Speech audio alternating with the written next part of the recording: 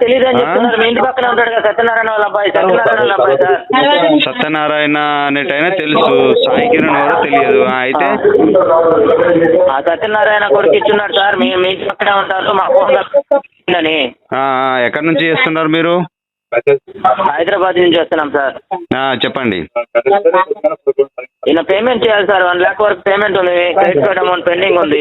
Phone lift చేయట్లేదు, అందుకని మీకు కాల్ చేస్తున్నాం ఆల్టర్నేట్ నెంబర్కి. ఫోన్ లిఫ్ట్ చేస్తే మా నెంబర్ ఎందుకు ఇచ్చారు? అది మాకేం తెలుసు సార్, మీరే అడగాలి కదా ఇంటి పక్కన ఉన్న వాళ్ళు. మా వాళ్ళని. చుట్టంగా సరే నేను ఇది ప్రతి ఒక్కటి వాయిస్ రికార్డ్ చేశానమ్మా. పోలీస్ స్టేషన్ రా, నువ్వు ఒక ఫోన్ చేసి అనౌన్స్మెంట్ చేస్తాను, ఇంత డబ్బులు కట్టాలి అంత డబ్బులు కట్టాలని. నువ్వు స్టేషన్ కాడికి రా, స్టేషన్ కాడ కూర్చొని మాట్లాడు. కట్టాలన్నప్పుడు సబ్జెక్ట్ కట్టాలి కదా సార్. మరి కట్టాలన్నప్పుడు సబ్జెక్ట్ ఉన్నప్పుడు నువ్వు నన్ను మధ్యలో పెట్టించినావు అనే వాడోవడో వీడోవడో నువ్వు నాకు ఫోన్ చేసి డబ్బులు కట్టాలంటావు. నేనేమన్నా నీకు షూరిటీగా ఉన్నానా? అది అతను అడగండి సార్, మాకేం సంబంధం సార్. నువ్వు చెప్పిన పేరు వాడు కూడా నాకు తెలియదు. మాకేమన్నా పాత కక్షలు ఉన్నాయా సార్? నీవు చెప్పిన పేరు పాత కక్షలు ఉన్నాయి. మీకు ఫోన్ చేసి మిమ్మల్ని అరేంజ్ చేయడానికి. నువ్వు చెప్పిన నెంబర్ వాడు కూడా నాకు తెలియదు. నువ్వు ఇంకోసారి మా పేరెంట్స్ అంటున్నారు కదా సార్. ఎవరు? సత్యనారాయణ ఆయన ఓల్డ్ మనిషి, ఆయన తెలుసు. వాళ్ళ అబ్బాయి పేరు నువ్వు చెప్పిన పేరు లేనే లేదు.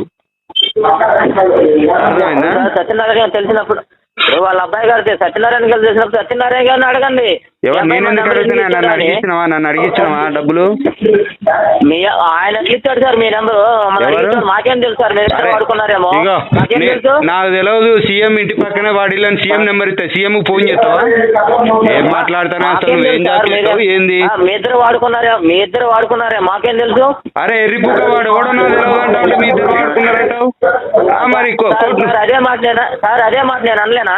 అరే అవలేగా, నువ్వు కోర్టు నుంచి నోటీస్ పంపిరా ఏమైనా పంపించాలనుకుంటే. మరి ఎందుకే నువ్వు ఎవడో ఫోన్లు చేసి సత్యనారాయణ అంటావు? ఏంటి?